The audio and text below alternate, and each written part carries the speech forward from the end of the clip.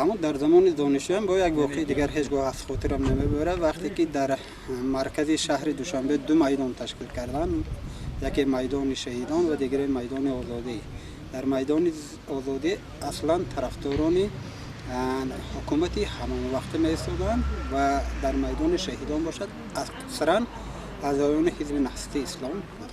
رفیقانم بودن که عبید میشتن، بعدی عبید میگفتن که شما اعضای همین میدان و شما چطوره که ما میگوییم شما هم یکی از طرفداران ما را گفته شنید، مثلا ما کدام چیزی که میگیم شما طرفداری کنید برای تنها زیاد شدن اعضایان هم میدان شهیدان.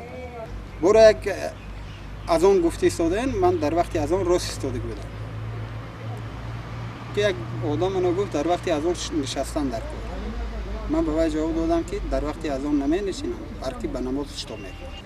خیمه به در آوردن چی تو اینقدر آوازی بلند میکنی، تو خودت کیستی گفته طرف من مراجعت کردن.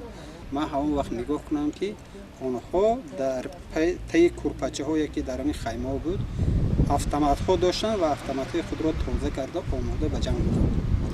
حالا که در میدان آزادی نسبت همین جنگ و یراق عموما یکون کس یکون تصورات نداشت.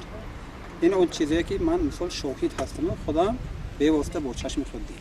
من در شخصیت رهبران حزب نهضت اسلام شخصان درویه، مکار، منصب تلاش و دشمنان خلق را می‌بینم.